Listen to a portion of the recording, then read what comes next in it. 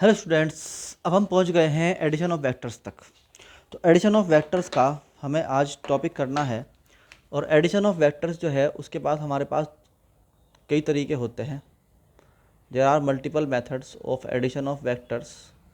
तो addition of vectors में हमारे पास कितने हैं? सबसे पहले होता है ग्राफिकल मेथड। ग्राफिकल मेथड में हमें कुछ नहीं करना होता, बहुत ही सिंपल वाला मेथड है। इसके अंदर हमें क्या करना होता है कि एक तरफ हमारी होती है दो वेक्टर हैं, मान लीजिए ए और बी हैं। तो एक होता है टेल, एक होता है हेड। टेल किसे बोलते हैं? टेल बोलते हैं किसी भी वेक्टर के पिछले वाले हिस्से को। मान लीजिए एक वेक्टर है ये वाला ए, और इसकी ये टेल हो गई, ये हेड हो गई। This is vector A and this is vector B, और ये हो गया हमारा। इन दोनों को ऐड करना है। तो हमें जब इन दोनों को ऐड करना है तो हम क्या करेंगे, एक वेक्टर बनाएंगे। तो पहले वाले का जो हेड है, ये हेड, यहाँ से दूसरे वाले की टेल को ऐड कर देंगे। ऐसे इसकी टेल यहाँ लगा दी, ऐसे वेक्टर। तो अब जो पहले वाले वेक्टर का तुम्हारे पास टेल था, और अगर सबसे लास्ट वाले वेक्टर का जो हेड है उनको मिला दो। This is called resultant vector R. तो आर इक्वल हो जाएगा vector A plus vector B.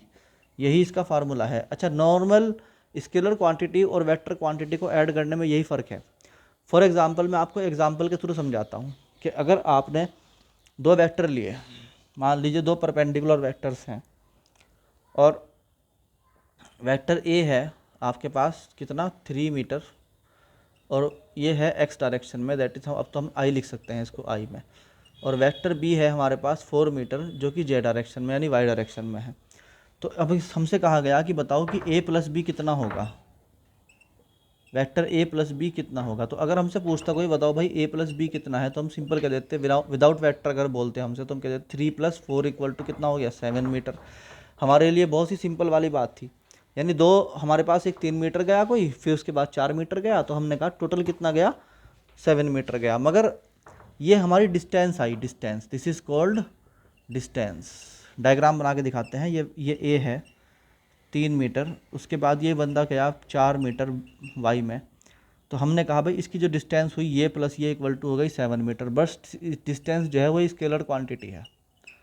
हमसे क्या पूछा गया है? वेक्टर एडिशन पूछा गया। तो वेक्टर एडिशन ऐसे नहीं हो सकता। वेक्टर एडिशन के लिए क्या करना पड़ता है? सबसे पहले जो पहला वेक्टर था आपके पास ए, उसकी टेल ढूंढो कहाँ है, ये रही। जो दूसरा वेक्टर है उसका हेड ढूंढो कहाँ है, ये रहा। इनको आपस में मिला दीजिए, क्योंकि ये दोनों 90 डिग्री पे हैं। तो पाइथागोरस थ्योरम लगाओगे तो यहाँ पर क्या बन जाएगा 5 मीटर। तो ये जो 5 मीटर है, this is your resultant vector. तो आपका जो रिजल्टेंट आया वो कितना आया, यानी A plus B, vector A plus B जिसे बोलते हैं आप, वो आया कितना 5 मीटर। और उसकी डायरेक्शन बतानी पड़ेगी थीटा। थीटा का मतलब क्या हुआ, tan इनवर्स 4/3। tan इनवर्स 4/3 क्यों लिखा मैंने, पहले बात को समझो।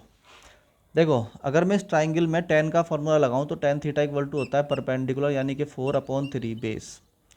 इस तरीके से अगर मैं चाहूँ थीटा लिखना, तो थीटा को लिख सकता हूँ मैं कितना, tan को उधर भेज दूंगा तो tan की पावर -1 हो जाएगी। इसको बोलते हैं इन्वर्स मैथमेटिक्स में।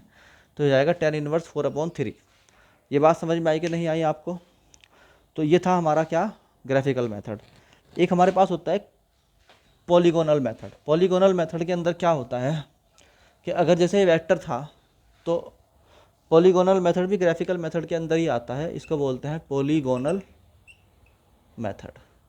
इसमें क्या होता है, मतलब मल्टीपल वेक्टर्स हैं, मान लो 1 + b + c + d + e, ये बहुत सारे वेक्टर्स हैं, उनका रिजल्टेंट वेक्टर r है। तो हम क्या बोलते हैं भाई, आप ना पहले a गए, फिर आप b गए, फिर आप c गए, फिर आप d गए, फिर आप e गए। तो आपका जो रिजल्टेंट होगा वो क्या होगा, पहले वाले की टेल और लास्ट वाले का head. This is your r। तो इन सब का रिजल्टेंट इतना सा हुआ, ये r इन सब का, ठीक। This is called polygonal method. तो इसके बाद क्या आता है हमारा मैथमेटिकल मेथड, ठीक है। उसका नाम है, अभी हम उसे नेक्स्ट टॉपिक में डिस्कस करेंगे, नेक्स्ट वीडियो में। और बने रहिए, बहुत मज़ा आने वाला है आगे आगे क्वेश्चंस में।